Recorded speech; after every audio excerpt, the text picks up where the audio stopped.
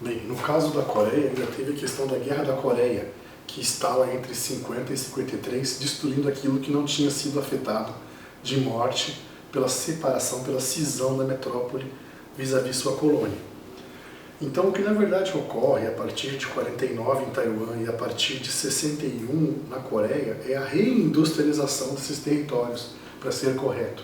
Não é a industrialização, é a reindustrialização. Porque já havia uma industrialização considerável que havia sido perpetrada sob julgo japonês. Isso é por isso, e só por isso, o autor mesmo comenta, apesar dele omitir toda essa história, que o capitalismo japonês serviu de modelo para esses dois outros capitalismos retardatários, ou seja, posteriores à Segunda Guerra. Outra coisa interessante é que esses dois países não são exportadores de commodities, como a gente tende a pensar as colônias. Eles não eram colônias para exportar commodity algum, eram colônias de recepção de indústria e imigrantes. Então, quando ocorre o fim da Segunda Guerra Mundial, eles não têm capacidade de importar, eles dependem enfim, como a União Soviética estava cercando ali a região pelo norte, cabia aos americanos manter a viabilidade desses dois territórios. Apesar da China, o caso da China é posterior, né? Porque na verdade o que ocorre é a China vence a guerra como um país nacionalista. Né? A China, parte dos vencedores da Segunda Guerra Mundial, a China nacionalista, o Kuomintang, isso inclui Taiwan. E depois da guerra, com a dificuldade que o Estado chinês, governado pelo Kuomintang, tem de se assenhorar do seu próprio território, é que a guerrilha toma conta do território e o comunismo vai crescendo. Né? E ele termina por dominar todo o país e a elite cultural e econômica foge para Taiwan, onde provavelmente seria perseguida e a unificação chinesa terminaria, se não fosse a guarnição dos Estados Unidos, que bloqueiam o Estreito de Taiwan e não deixam a China entrar. Então, a China, digamos assim, o embate entre a China nacionalista e a China comunista, de um lado, e da Coreia do Norte versus a Coreia do Sul, ou seja, de uma Coreia que foi ocupada pelos Estados Unidos vis-à-vis uma Coreia que foi ocupada pela União Soviética, isso obriga os americanos a manter a viabilidade dos dois territórios que estão sob sua jurisdição, Taiwan e Coreia do Sul, que não exportam nada, nem arroz, nem nada, você pode procurar. Então eles são mantidos por ajudas, né, e procuram exportar qualquer coisa a partir do encorajamento norte-americano que fosse fazer sentido à luz do seu trabalho barato, como por exemplo têxteis de má qualidade. E isso não leva esses dois países a lugar nenhum. Eles patinam no início, até que mais à frente, né, os americanos percebem que inclusive esses países estão sendo cortejados pelo capital alemão, francês, que ali querem instalar multinacionais. E eles se preocupam com a questão da sua influência nesses dois territórios, são importantes para a sua ideia de segurança da Ásia. Então eles, evitando a instalação de multinacionais, eles acabam abrindo o mercado americano e encorajando iniciativas públicas em parceria, em harmonia com o setor privado, para criar projetos de exportação cujo mercado final seriam os próprios Estados Unidos. Os estratagemas criados para isso foram muito diversos e, em geral, secretos. Só foram sendo revelados muito tempo depois, conforme as coisas dos Estados Unidos vão sendo reveladas quando chega seus 25 anos, normalmente.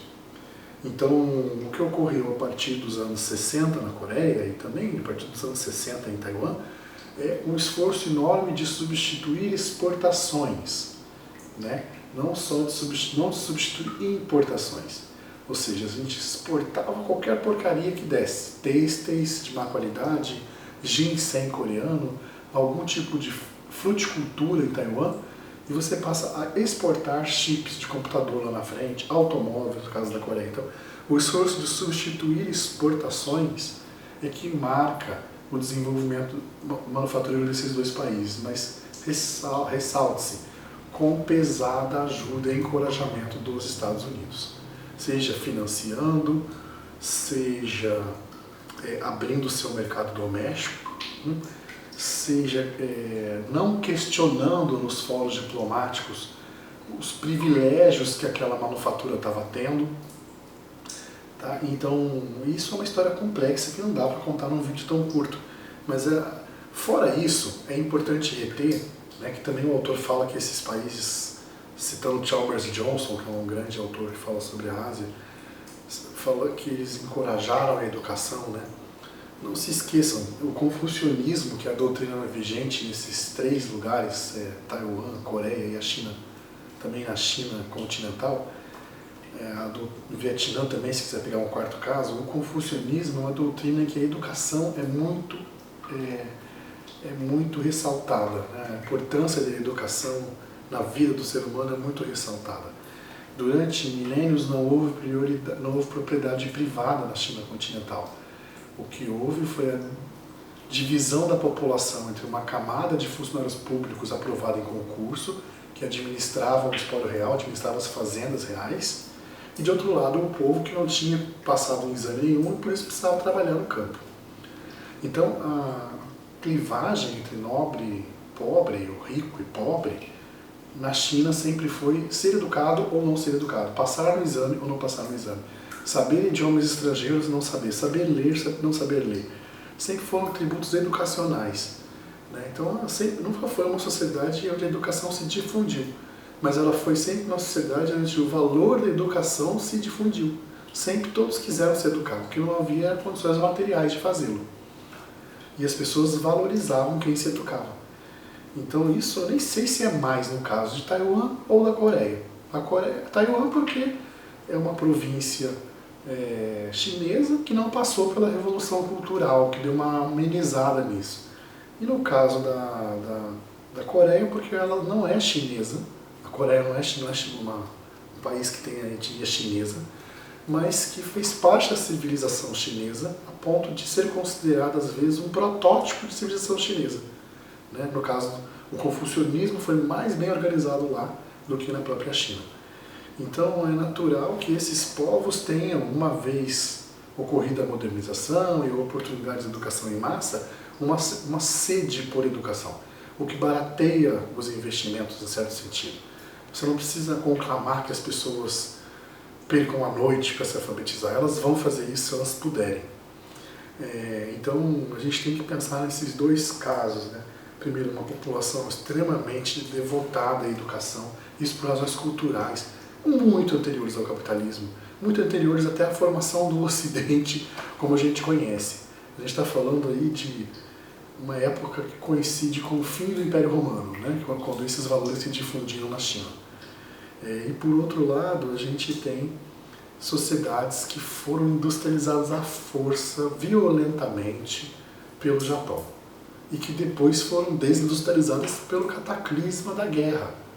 Né? E que depois foram reindustrializadas por alguma razão, que combinou o dirigismo estatal, a abertura de mercados dentro dos Estados Unidos e dentro de estados que os Estados Unidos tinham, onde eles tinham influência, como por exemplo o Vietnã do Sul, nesse momento.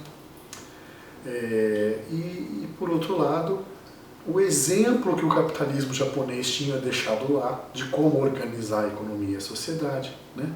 Então a gente pega todos esses fatores, o fato de que era uma reindustrialização, o fato de que a educação é um valor muito forte, né? O fato de que os Estados Unidos abriram mercados e o fato de que o Japão havia legado um modelo de organização do capitalismo que era possível seguir e era facilmente ajustado àquele modelo de sociedade. Acho que é por aí que a gente tem que entender o desenvolvimento desses 2 países.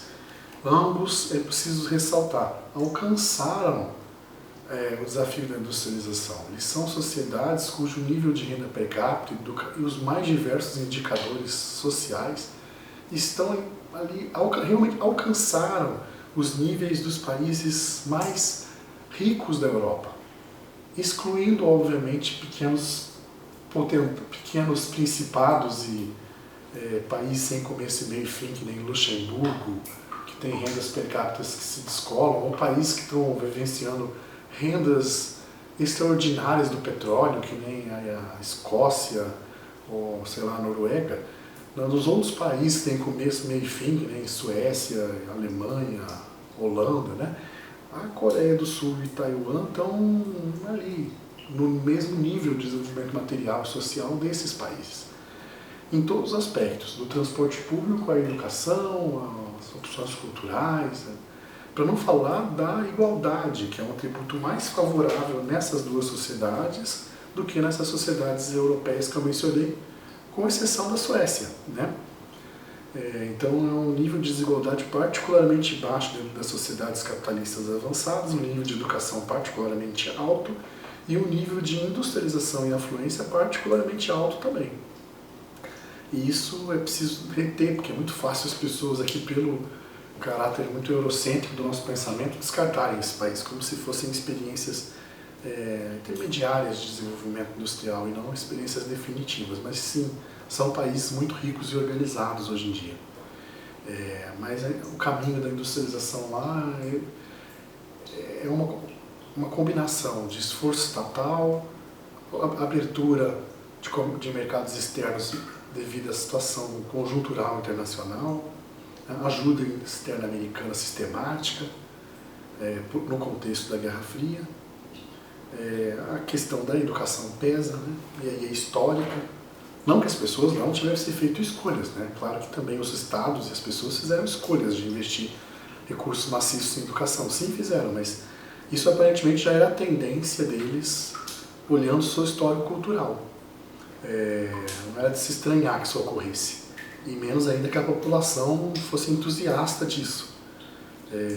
Fora isso, nós temos o fato de que são países com geografias favoráveis também, né? Não estão localizados em desertos e zonas inóspitas, ao contrário, né? Taiwan é um país subtropical, com um clima muito próspero para a agricultura, e a Coreia é um país onde, apesar dos invernos serem muito frios, eles são muito previsíveis e os verões são muito quentes e úmidos, o que é muito propício para plantar arroz e para cultivar hortaliças, que são a base da dieta coreana.